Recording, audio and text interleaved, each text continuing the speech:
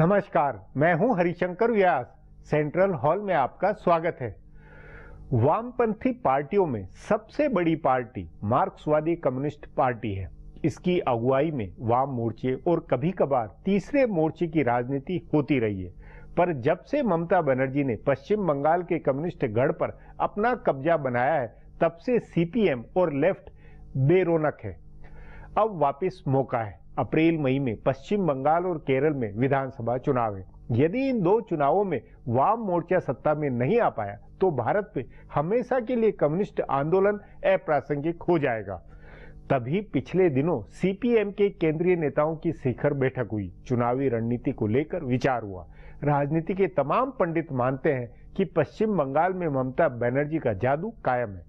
CPM और left का न जन आधार है और न संगठन व सियासी आक्रामकता पहले जैसी है, पर लेफ्ट को चुनाव में दमखम दिखाना होगा। यह नया अलायंस बनाकर संभव है।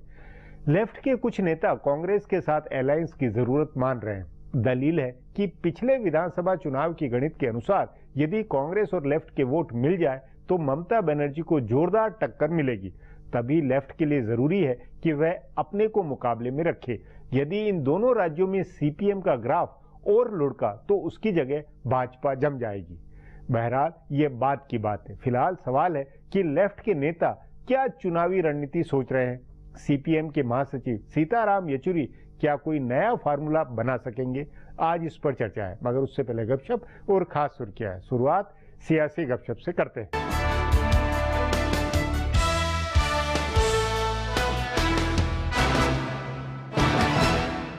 कांग्रेस आलाकमान और पार्टी के दूसरे सीनियर रहनुमा कांग्रेस छोड़कर गए अपने पुराने रहनुमाओं के साथ कंफर्टेबल नहीं हैं। तभी तमाम हम आहंगी के बावजूद ममता बनर्जी के साथ मफाहमत की बात नहीं हो पा रही है। और उधर तमिलनाडु में जीके वासन की तमिल मनीला कांग्रेस से कांग्रेस की बात नहीं हो रही है। यहाँ तक कि सोनिया गांधी के कश्मीर दौरे के बावजूद कांग्रेस रहनुमा पीडीपी के साथ कंफर्टेबल नहीं है। ऐसे ही रिश्ते शरद पवार और जगन मोहन रेड्डी के साथ भी हैं। दरअसल कांग्रेस के आला रहनुमा अब भी इस बात को नहीं पचा पा रहे हैं कि उनके कारकुनान के तौर पर काम कर चुके रहनुमा सूबों में अब इलाकाई बन गए हैं और उनकी अलग मजबूत हैसियत है। वो अब भी उन रहनुमाओं के साथ वैसा ही बर्ताव करना चाहते हैं जैसे पहले किया करते थे। बंगाल में सूबाई कांग्रेस के रहनुमा हो या कांग्रेस के कौमी रहनुमा, सब ममता बनर्जी के साथ पहले जैसा सुलूक करना चाहते हैं, जो ममता और उनकी पार्टी के रहनुमाओं को कबूल नहीं है। दूसरी जानिब ममता का बॉस जैसा बर्ताव कांग्रेस रहनुमाओं को पसंद नहीं। ऐसे ही जीके मुपनार कांग्रेस छोड़कर गए थे और अपनी पार्टी तमिल मनीला कांग्रेस बनाई थी। बाद में उनके बेटे जीके वासन ने पार्टी का इंतजाम कांग्रेस में कर दिया, लेकिन कांग्रेस रहनुमाओं के साथ उनका रिश्ता सही नहीं रहा।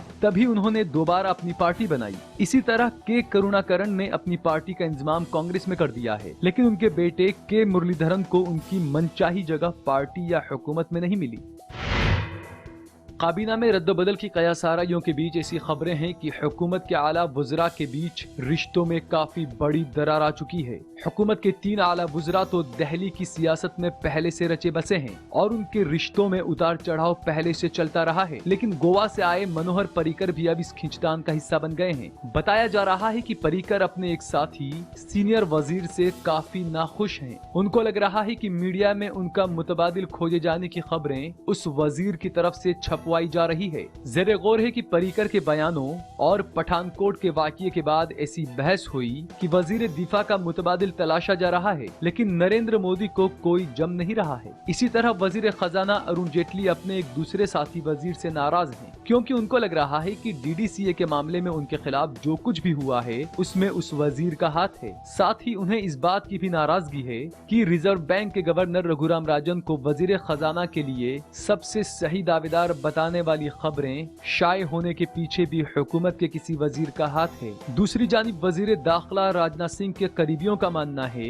कि वजारत दाखिला से अलग एक दाखिली सिक्योरिटी से जुड़ी हुई वजारत बनाने की तजवीज की खबर उनकी हैसियत कम करने के लिए चलाई जा रही है। सुषमा स्वराज जरूर खुद को इस तनाजे से अलग रखे हुए है, लेकिन पहले वो इस तरह की कैंपेन का शिकार बन चुकी हैं।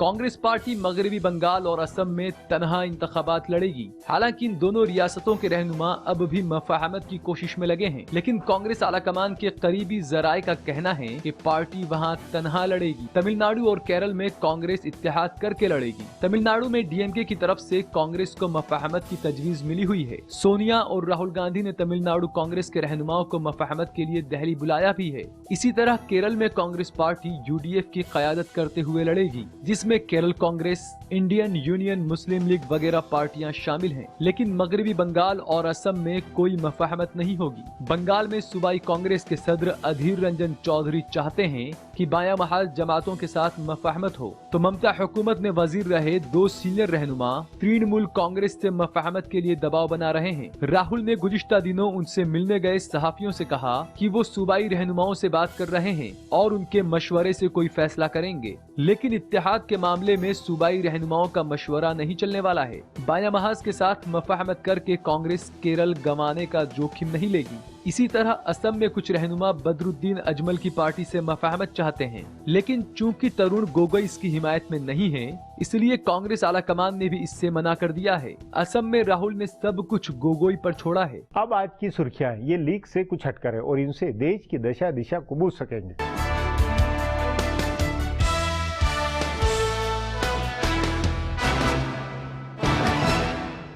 हैदराबाद सेंट्रल यूनिवर्सिटी के पीएचडी के तालिब इल्म रोहित वेमुला की खुदकुशी के मामले में मरकजी हुकूमत ने आज तफसील से जवाब दिया। मरकजी वजीर बराए इंसानी वसाइल स्मृति ईरानी ने कहा है कि ये दलित बनाम गैर दलित के झगड़े का मामला नहीं है। ईरानी ने एक प्रेस कॉन्फ्रेंस करके कहा कि अगस्त में अम्बेडकर स्टूडेंट एसोसिएशन और एक दूसरे तालिब इल्म के बीच जो झगड़ा हुआ था वो दलित बनाम गैर दलित का नहीं था। उन्होंने कहा कि एक माँ और वजीर तालीम होने के नाते उन्होंने रोहित के अहले खाना के तई अपने दुख का इजहार किया है। उन्होंने कहा कि तलबा के झगड़े में जांच कमेटी ने नर्म रुख अख्तियार किया था और साथ ही ये भी कहा कि हाईकोर्ट ने हॉस्टल से निकाले गए तालिब इल्मों की वापस हॉस्टल में जाने के मुतालबे वाली अर्जी मंजूर नहीं की थी। स्मृति ईरानी ने यह भी कहा कि 5 तलबा को हॉस्टल में नहीं आने देने का हुक्म देने वाले वार्डन भी दलित तबके से आते हैं। अम्बेडकर स्टूडेंट एसोसिएशन के 5 तलबा पर कार्रवाई के बारे में उन्होंने कहा कि कार्रवाई करने वाली कमेटी के सारे मेंबरान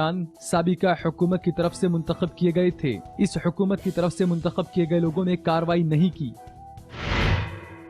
मरकजी वजीर बराए इंसानी वसाइल स्मृति ईरानी ने कहा है कि बंडारू दत्तात्रेय तनहा सांसद नहीं हैं, जिन्होंने हैदराबाद सेंट्रल यूनिवर्सिटी का मामला उठाया था। उन्होंने बताया कि कांग्रेस के रुकन पार्लियामेंट हनुमंत राव ने भी 17 नवंबर को इस बारे में खत लिखा था और वो गुज़िश्ता 4 साल से लिखते रहे थे कि इस यूनिवर्सिटी में पढ़ने वाले तेलंगाना इलाके के तलबा खुदकुशी कर रहे हैं। स्मृति ईरानी ने बताया कि हनुमंत राव के खत पर उनकी वजारत ने यूनिवर्सिटी को 6 रिमाइंडर भेजे थे। गौरतलब है कि बीजेपी रुकन पार्लियामेंट बंडारू दत्तात्रेय के खत पर मरकजी वजारत की तरफ से बार बार रिमाइंडर भेजे जाने को हिज़्ब इख्तिलाफ ने मुद्दा बनाया है। इसलिए ईरानी ने बताया कि हनुमंत राव के खत पर भी 6 रिमाइंडर भेजे गए थे। हनुमंत राव भी यूनिवर्सिटी के वाकयात की तफ्तीलात से तफ्तीश चाहते थे और उनके खत भी हुकूमत ने यूनिवर्सिटी को भेजे थे। मरकजी वजीर बराए इंसानी वसाइल स्मृति ईरानी ने हैदराबाद सेंट्रल यूनिवर्सिटी के पीएचडी तालिब इल्म रोहित वेमुला के सुसाइड नोट को लेकर मीडिया में चल रही बहसों का जवाब दिया। उन्होंने कहा कि कई दिन से मीडिया में सुसाइड नोट को लेकर बहस चल रही है। मुकामी पुलिस ने इसकी कॉपी मुहैया कराई है और इसमें रोहित ने अपनी खुदकुशी के लिए किसी को जिम्मेदार नहीं ठहराया। स्मृति ईरानी ने बताया कि इस सुसाइड नोट में रोहित ने यूनिवर्सिटी के किसी अफसर या किसी कौमी सियासी तंजीम या किसी रुकन पार्लियामेंट को जिम्मेदार नहीं ठहराया है। उन्होंने कहा कि गलत मंशा से इस मामले को जाति बनाम जाति की शक्ल देकर चगाया जा रहा है, जबकि मामला अदालत में पेंडिंग है। ईरानी ने कहा कि उन्होंने 2 रुकनी जांच कमेटी बनाई है, जिसकी रिपोर्ट आने पर हुकूमत कार्रवाई करेगी। उन्होंने लोगों को और मीडिया को भी अफवाहों से बचने का मशवरा दिया।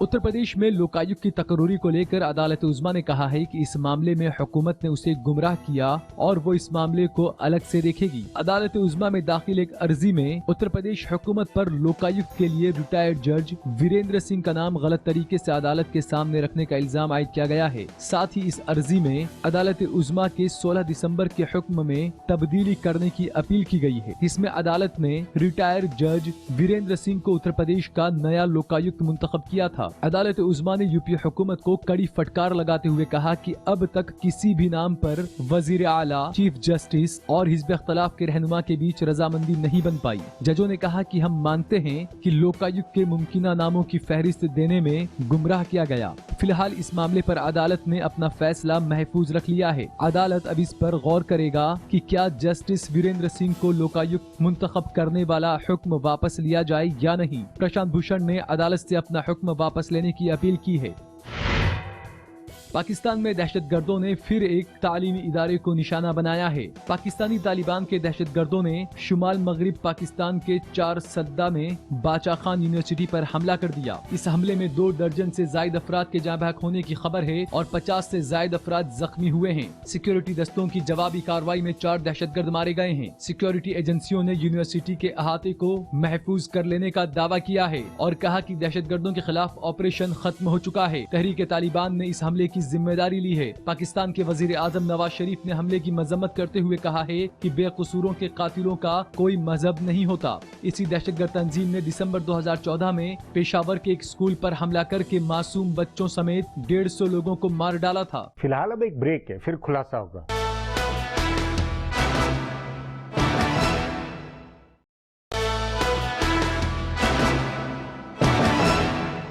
सन 2014 के लोकसभा चुनाव में पश्चिम बंगाल और केरल में भाजपा ने अच्छे खासे वोट लिए। मतलब विधानसभा चुनाव के बाद लेफ्ट का आधार इन राज्यों में और घटा। इसलिए लेफ्ट के लिए अब जीवन मरण वाली राजनीति है। इस पर आगे चर्चा करें, उससे पहले देखें मेरा यह खुलासा।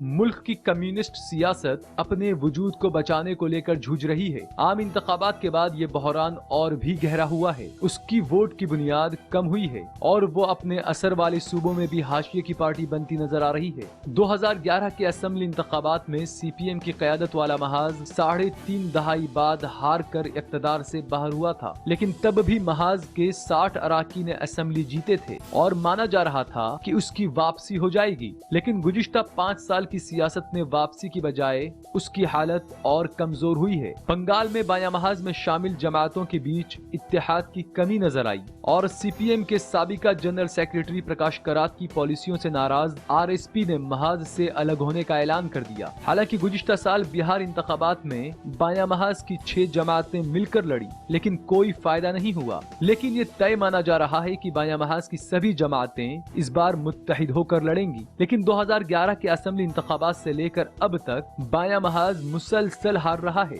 आम इंतखाबात हो या बल्दियाती इंतखाबात, सब में ममता बनर्जी ने बायां महाज को हराया। तभी बायां महाज के कुछ रहनुमा कांग्रेस के साथ मफाहमत की वकालत कर रहे थे, लेकिन केरल में दोनों को चूंकि आमने सामने लड़ना है, इसलिए वो बंगाल में मफाहमत नहीं कर सकते हैं। तभी CPM general secretary Sitaram Yechury और साबिक वजीर आला बुद्धदेव भट्टाचार्य ने 2 टूक अंदाज में कहा कि कांग्रेस से मफाहमत नहीं होगी। तृणमूल कांग्रेस, कांग्रेस पार्टी, बायां महाज जमातें और बीजेपी के बीच के मुकाबले में बायां महाज के लिए लड़ाई काफी मुश्किल नजर आ रही है। इसकी वजह यह है कि आम इंतखाबात में मगरबी बंगाल में बीजेपी को काफी अच्छा वोट मिला और उसके 2 रुकने पार्लियामेंट जीते। उसके बाद पार्टी ने बेहद हमलावर अंदाज में सूबे में काम किया। 2011 के इंतखाबात में बीजेपी असेंबली की एक भी सीट नहीं जीत पाई थी, लेकिन बाद में जिमनी इंतखाबात में एक सीट जीत कर उसने खाता खोला। यानी वो एक बड़ी ताकत के तौर पर मौजूद है जो बायां महाज के लिए मुश्किलात खड़ी कर सकती है। केरल में भी बायां महाज के सामने बीजेपी की ही मुश्किल है। सूबे में ईसाई और मुस्लिम सियासत करने वाली पार्टियां केरल कांग्रेस और इंडियन यूनियन मुस्लिम लीग के साथ कांग्रेस की पुरानी मफाहमत है और इसलिए वो अकलियती आबादी की पसंदीदा पार्टी बनी है। 2011 के इंतखाबात में इसी वजह से हिंदू वोटों का पोलराइजेशन बायां महाज की हिमायत में हुआ था, लेकिन आम इंतखाबात में बीजेपी ने सूबे में अपनी मजबूत बुनियाद बनाई। बाद में बल्दियाती इंतखाबात में भी उसे अच्छी खासी कामयाबी मिली। बीजेपी ने वहां एजवा और नायर बिरादरी के साथ मफाहमत बेहतर की है। तभी कहा जा रहा है कि बायां महाज के लिए इस बार गुज़िश्ता मर्तबा जैसा मुजाहरा करना भी मुश्किल होगा। अगर मुसलसल दूसरी बार बायां महाज मगरबी बंगाल और केरल के इक़्तिदार से दूर रहता है तो उसके सामने खुद को बनाए रखने का बहरान खड़ा हो जाएगा। कभी मुल्क की सबसे बड़ी कम्युनिस्ट पार्टी रही सीपीआई भी इसी तरह सिमट कर हाशिए में पहुंची। अगर दोनों सूबे में बायां महाज की की जीत नहीं होती है तो सीपीएम के सामने भी इसी तरह का बहरान खड़ा होगा। गुज़िश्ता साल ही पार्टी के जनरल सेक्रेटरी बने सीताराम येचुरी के लिए ये इंतखाबात बेहद कड़े इम्तिहान की तरह है। अब एक ब्रेक है, उसके बाद लेफ्ट की दशा दिशा पर चर्चा करेंगे।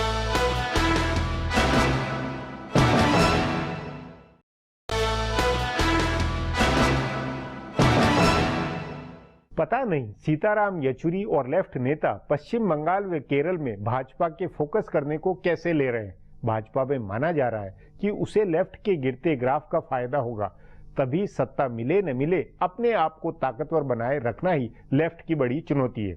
इस पर चर्चा के लिए आज मेरे साथ वरिष्ठ पत्रकार शुभव्रत भट्टाचार्य हैं। सुबो जी, केरल और बंगाल के चुनाव के मद्देनजर मार्क्सवादी पार्टी के नेताओं की प्लेनम में अभी ये विचार हुआ था कि क्या चुनाव की रणनीति बने। आपके अनुसार कोई रणनीति वो नई बना सकने की स्थिति में है? देखिए, हर पार्टी रणनीति तो बना ही सकती है, पर इनके लिए रणनीति नहीं, इनके लिए अस्तित्व की नीति बनानी पड़ेगी। ये अस्तित्व वाली लड़ाई है, अगर इस बार फेल हो गई है तो बहुत बुरी तरह फिर खत्म है और नीचे चले जाएंगे। अभी जा ही चुके हैं जी। और इस प्लेनम में ये जाहिर हो गया कि हालांकि उनके जनरल सेक्रेटरी सीताराम येचुरी हैं, पर पार्टी पे पकड़ अभी भी प्रकाश कारत की ही है।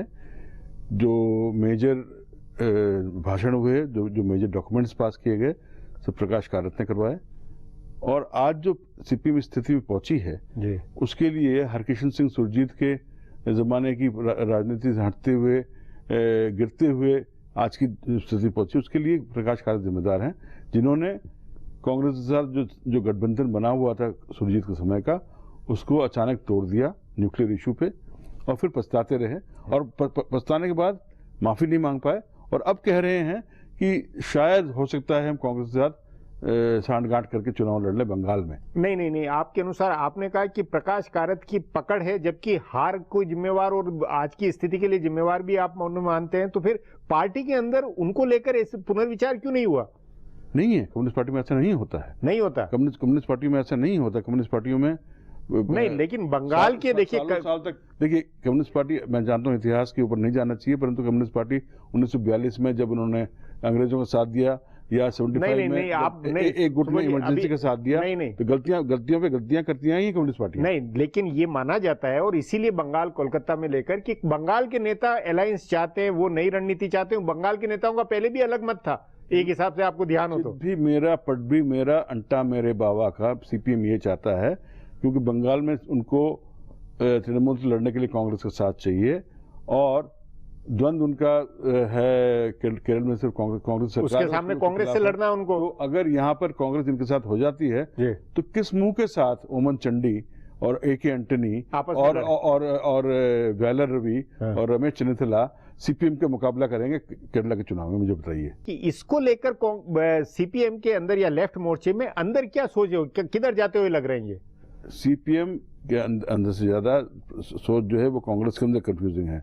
कांग्रेस के अंदर क्या बात है, वहां पर जो अधीर चौधरी जो हैं जी, ये आरएसपी से आए थे जी, और अब भी इनके हालांकि इनके बारे में मतलब लेफ्ट के नेताओं से संपर्क इनके गहरे और पुराने हैं। हाँ। आपके अनुसार टेक्टिकली पश्चिम बंगाल में पिछले विधानसभा चुनाव के आंकड़ों के आधार पर कांग्रेस और लेफ्ट अगर एक साथ हो तो बहुत भारी स्थिति नहीं बनती है? नहीं, ऐसा नहीं होगा, क्योंकि पिछले चुनाव से लेकर बंगाल अभी काफी आगे बढ़ चुका है। वो लोकसभा चुनाव की आप गणित बता रहे हैं, लेकिन लोकसभा गणित की बात नहीं है जी। बंगाल में पोलराइजेशन होता है, सदा रहा है, और वहां के चुनाव कुछ और ही पद्धति से होती है। लेकिन सीताराम येचुरी की कमान में कुछ आपको ये नहीं लगता है कि कुछ हरकिशन सुरजीत वाले फार्मूलों पे जोड़ तोड़ करके कुछ बैठा कर कुछ रास्ता निकले लेफ्ट का? नहीं निकल सकेगा, नहीं निकल सकेगा। क्योंकि कैसे निकलेगा? बंगाल को ले लीजिए जी, बंगाल में उन्होंने जूट की इंडस्ट्री खत्म कर दी, स्ट्राइक करा के। नहीं, वो सब इतिहास, मैन्युफैक्चरिंग इंडस्ट्री खत्म कर दी। अब चाय बगान, अब ये है खबर कि वो नंदीग्राम का हवाला देकर और कुछ नहीं हुआ। कुछ भी कहें, आज बंगाल के चाय बगान में त्राही मची हुई है। क्यों मची हुई है? सब सीपीएम के ट्रेड यूनियन ने वहां पर अपना एक करके कारखाना बंद किया जी, ठीक है ना? नहीं तो मतलब ये कि सीपीएम ने जो किया 35 साल को, बंगाल छोड़ दीजिए, उत्तर प्रदेश के कानपुर, जहां से कम्युनिस्ट पार्टी के एमपी रह चुके हैं, जहां से सुभाषिनी अली पिछले दिनों जीत चुकी हैं, वहां पर आज कम्युनिस्ट का अस्तित्व नहीं है, क्योंकि कारखाने नहीं है। कारखाने नहीं होंगे तो मजदूर ना होंगे, और अगर मजदूर ना होंगे तो कम्युनिस्ट का वोट कहां से होगा? जी नहीं, तो ये अगर नई रियलिटी है तो इसमें देखिए कम्युनिस्ट तो बहुत ही वैचारिक तौर पर बहुत उर्वरक दिमाग के होते हैं। वो सर्विस सेक्टर के लोगों को अपना बना के सरवारा उन सर्विस सेक्टर में नहीं पैदा कर सकते हैं। नहीं कर पाए हैं, नहीं कर पाए हैं। अभी ट्रेड यूनियन के अंदर भी देख लीजिए, बीएमएस आगे बढ़ रही है जी, और एआईटीयूसी भी है, नहीं, लेकिन इसकी वजह क्या, जो पुराने नेता है, जो पुरानी उस विचारधारा है, उसी से चिपके रहने, या कुछ नए प्रयोग को अपनाने पाने के कारण है? नए सोच की ओर जाना पड़ेगा। नया सोच जो कि वियतनाम का सोच है, अगर वो कम्युनिस्ट हैं, नया सोच जो कि चीन का सोच है, अब अगर नया सोच जो कि क्यूबा का सोच है, वो उन्होंने अपने आप को एक तरह से कुछ तो वक्त के अनुसार बदला। क्यूबन कम्युनिस्ट पार्टी ने आज अमेरिका के साथ हाथ मिला लिया है। वियतनाम अमेरिका को हराने के बावजूद आज अमेरिका के साथ ट्रेड करने को तैयार है। चीन का अपना रवैया दूसरा है, वो भी मतलब अमेरिका को आंख भी दिखाता है और साथ साथ नीचे नीचे ट्रेड भी करता है। ये सब आप मानते हैं कि ऐसा कुछ हो जिससे कम्युनिस्ट मार्क्सवादी लोग जो है वो बिल्कुल उदारवादी बन जाए? ये संभव है अपने यहाँ के? यहाँ पर वो संभव नहीं। वो क्या कारण है? प्रकाश कारत या इनके पोलित ब्यूरो के मेंबरों की बुनावट है, या क्या वजह? ये क्योंकि अब यूथ उनकी ओर खिंच नहीं रहा है। अगर आप देखें तो अब जैसे कि मतलब यूथ और सर्विस सेक्टर इकोनॉमी के नए क्षेत्र नहीं हो रहे हैं, इसलिए बड़ा संकट है। नए क्षेत्र में अब लेफ्ट की ओर, अभी क्रिएशन ऑफ वेल्थ की ओर लोग जा रहे हैं। जी इस कारण ये एक बुनियादी संकट है। तो मॉल चल रहे हैं, अगर आप देखें नहीं तो वही एक छोटा से छोटा आदमी भी 3 मोबाइल लेके चल रहा है। तो मतलब बुनियादी संकट जो है, जो बदलाव हुआ, उससे इनको चिन्हित नहीं हो पाना है। जो है वर्कर इन चेन्स, जो मतलब कि शिकंजों से जकड़ा हुआ मजदूर, वो अब रहा नहीं जी। और इसलिए अब कुल मिलाकर ये अस्तित्व की अंतिम लड़ाई है इनकी, अस्तित्व की लड़ाई भी है। और इसमें ये लोग अपनी, मैं इनकी दाद देता हूँ कि इन्होंने बंगाल के अंदर अच्छा पार्टला फेंका है, परंतु मुझे इतना मालूम है कांग्रेस के अंदर जो केरला के नेता हैं, उन्होंने सोनिया गांधी साफ कह दिया है, अगर आप कांग्रेस की सरकार केरला में चाहती हैं फिर से, तो बंगाल के अंदर ऐसा ना करें। जी सुबोध जी, बातचीत को यहीं समाप्त करेंगे। प्रोग्राम में आने के लिए बहुत बहुत धन्यवाद। हमारा प्रोग्राम अब यहीं खत्म होता है। आग्रह है प्रोग्राम पर अपनी राय hsvyas@nayaindia.com पर ईमेल करके बताएं, या hsvyas@Twitter और Facebook/नया इंडिया न्यूज़पेपर पर जाहिर करें। अब कल फिर मिलेंगे इसी चैनल पर इसी समय।